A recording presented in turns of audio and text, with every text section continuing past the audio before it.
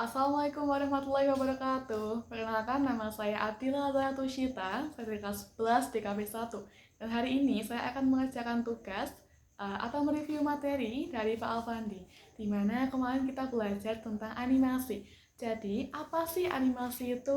Pengertian animasi sendiri adalah suatu kegiatan yang bisa menggerakkan, menyusun, memanipulasi sebuah objek seperti sketsa, gambar, benda, dan disusun secara berurutan dengan kecepatan tinggi agar terlihat seperti benda yang hidup atau bergerak.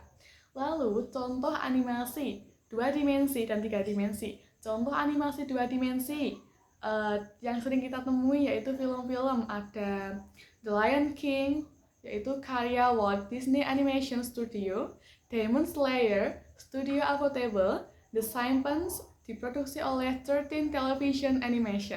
Lalu untuk contoh animasi 3 dimensi ada Toy Story dan Choco. Tentunya kita sudah tidak asing dengan film itu karena itu sangat populer di kalangan anak-anak maupun kita sebagai Gen Z.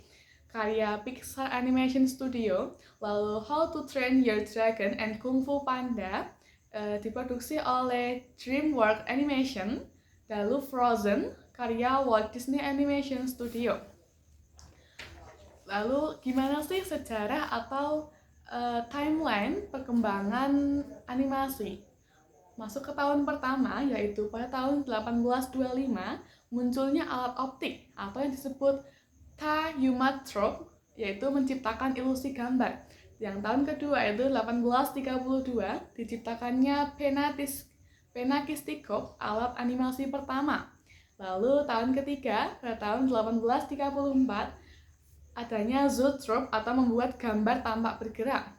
Lalu 1865, film mulai berkembang berkat Lumiere Brothers atau dasar lahirnya animasi modern.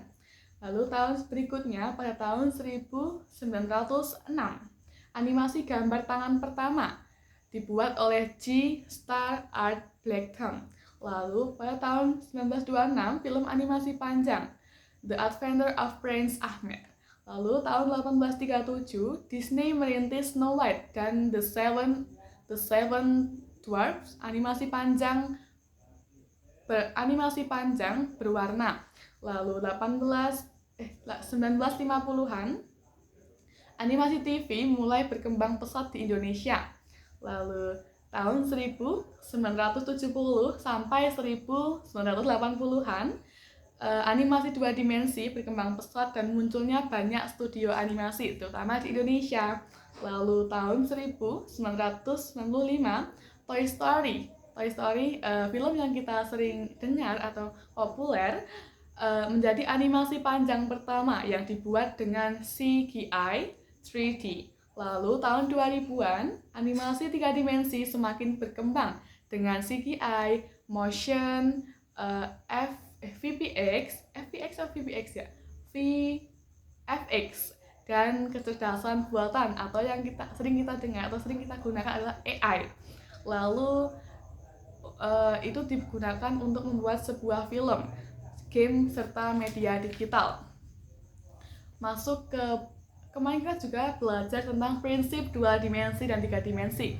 Sebenarnya ada banyak prinsip yang kita pelajari, namun kemarin kita hanya membahas 4 prinsip. 1. Squeeze and stretch, yaitu memberi efek lentur dan elastis pada suatu objek. Yang kedua ialah anticipation, yaitu gerakan persiapan sebelum melakukan aksi utama. Yang ketiga yaitu staging, atau penempatan sudut kamera dan karakter. Yang keempat yaitu timing and spacing, pengaturan durasi waktu gerak dan percepatan atau perlambatan antar gerakan. Kemarin juga kita belajar tentang blender. Dalam blender ada beberapa hal yang perlu kita ketahui, seperti 1.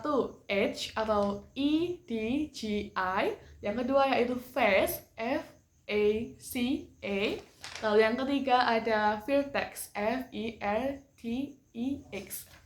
Masuk ke yang pertama, kita akan belajar apa sih edge itu. Edge adalah garis yang menghubungkan dua titik dalam pemodelan 3D. kumpulan dari edge yang paling terhubung akan membentuk kerangka objek dan membatasi terbentuknya suatu bidang. Apa sih fungsinya edge itu? Ada beberapa fungsi dari edge. Satu, membentuk geometri. Yang kedua, dasar pembuatan bidang. Yang ketiga, mengontrol detail dan kelenturan suatu objek. Yang kedua yaitu face, yaitu bidang dasar atau permukaan yang dibentuk atau dibatasi oleh minimal 3 titik atau yang disebut vertex dan garis atau edge. Kumpulan face ini menyusun bentuk fisik dan geometri dari sebuah model. Tentunya face ini juga memiliki fungsi loh. Apa sih fungsinya? Satu, membentuk objek 3D. Yang kedua, pembentukan material atau seperti peletakan warna dan tekstur. Yang ketiga yaitu media modifikasi geometri. Yang ketiga ada vertex.